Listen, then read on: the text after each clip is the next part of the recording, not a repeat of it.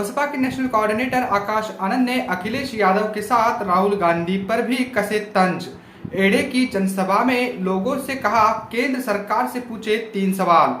वाराणसी और मिर्जापुर मंडल के बसपा उम्मीदवार इस मौके पर मंच पर रहे मौजूद, तो वही बहुजन समाज पार्टी को तोड़ने वालों से सावधान रहने की आकाश आनंद ने जनता से की बड़ी अपील। जय साथियों, मैं सागर ननीर और आप देख रहे हैं प्रबुद्धभार टीवी। अगर आपने हमारे चैनल को अब तक सब्सक्राइब नहीं किया है तो कृपया हमारे चैनल को सब्सक्राइब करें और बेल आइकन को दबाकर ऑल पर क्लिक करें। साथ ही हमारी इस रिपोर्ट को अपने दोस्त, परिवार और रिश्तेदारों में शेयर करना भी ना भूलें। दरअसल आपको बता दूं कि बसपा के नेशनल कोऑर्डिनेटर आकाश आनंद ने कहा कि विरोधी दल बहुजन समाज को तोड़ने की साजिश कर रहे हैं। ऐसे दलों से समाज को सावधान रहने की जरूरत है। वह गुरुवार को एड़े की सभा को संबोधित कर रहे थे। इस दौरान वाराणसी और मिर्जापुर मंडल की विभिन्न लोकसभा सीटों के पार्टी प्रत्याशी मंच पर मौजूद भी रहे थे। आकाश आनंद ने कहा कि केंद्र सरकार मुफ्त में राशन बांट रही है, लेकिन हमें रोजगार चाहिए। प्रदेश में बुलडोजर की ही नहीं बल्कि जनता को गुमराह करने वाली सरकार भी है। हत्या और महिला अपराधों में प्रदेश नंबर 1 बन गया है। किडनैपिंग के आंकड़े गवाही दे रहे हैं कि प्रदेश इसका भी गढ़ बन रहा है। उन्होंने कहा कि पूर्व सीएम यानी बहन जी के कार्यकाल में भी जो काम हुए उनको भी उन्होंने गिनाया और बहन जी के शासनकाल का कैसा दौर था इसको भी लोगों को उन्होंने समझाया। इसके साथ ही उन्होंने कहा कि अगर भाजपा वाले आपके बीच में आए तो उनसे यानी सरकार से ये 3 सवाल जरूर पूछे।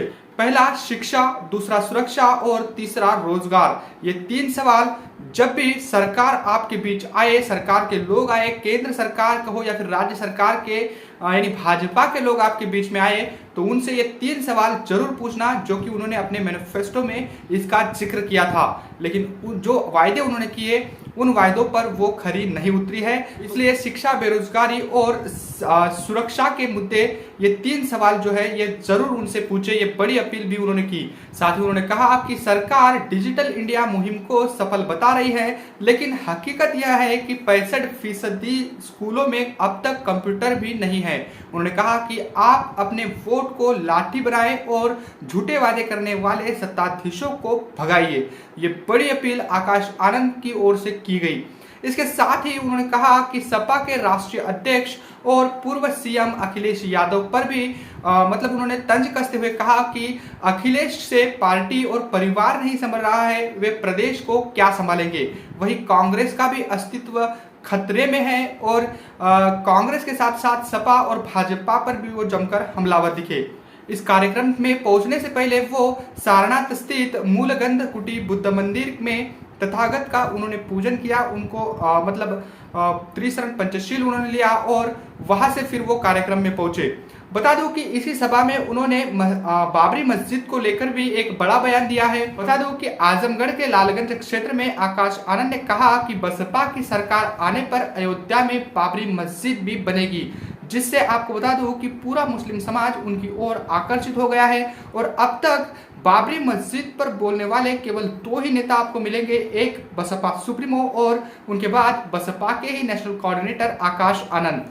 बता दूं कि देश में बाबरी मस्जिद पर बोलने वाले ये 2 ही लोग हैं। बाकी कांग्रेस और सपा जो मुसलमानों का वोट लेती है, लेकिन बाबरी मस्जिद पर अब तक खुलकर नहीं बोल पा रहे हैं। वो बाबरी मस्जिद का मुद्दा आकाश आनंद और बसपा सुप्रीमो यानी बीएसपी जो है वो पुरजोर तरीके से इस मुद्दे को उठा रही है और कह रही है कि सरकार आने पर बाबरी मस्जिद को बनाने की दिशा में भी हम लोग जरूर कार्य करेंगे।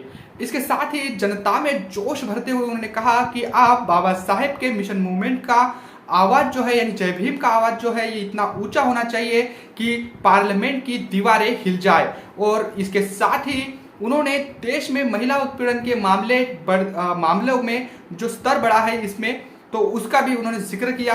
इसके साथ ही जो भाजपा और कांग्रेस है इस पर भी वो जमकर हमलावर वो दिखे।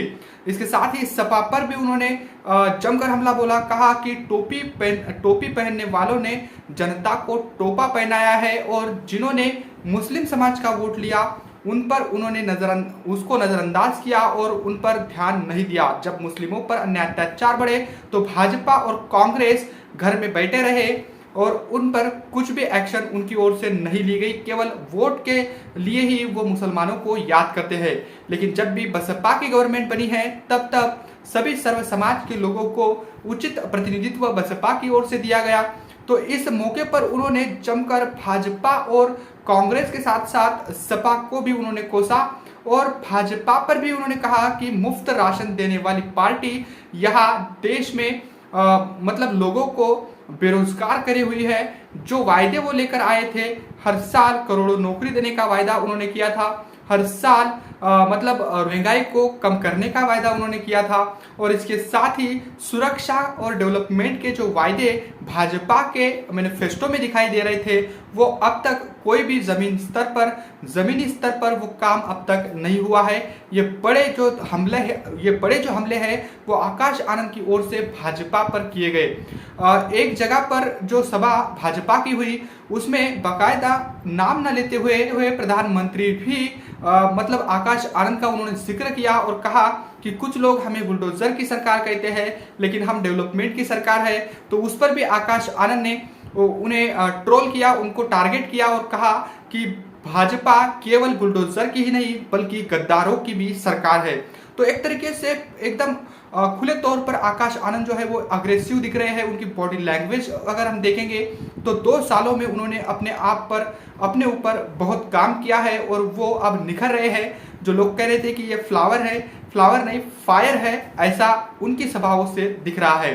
तो ये बड़ी खबर भाजपा पर, कांग्रेस पर और सपा पर आकाश आनंद जमकर फायर हो रहे हैं और मेन मुद्दे जो है जिन मुद्दों को लेकर ये चुनाव होना चाहिए उन मुद्दों पर वो जनता को आगाह कर रहे हैं और अपनी वोट जो है वो सही जगह यानी बीएसपी को डालने की अपील कर रहे हैं। तो आकाश आनंद को लेकर और भी क्या क्या अपडेट रहेगी ये लगातार हम आपके साथ साझा करते रहेंगे। बने रहे प्रबुद्ध भारत टीवी के साथ। मिलते हैं अगली रिपोर्ट में, तब तक के लिए जय भीम, जय भारत।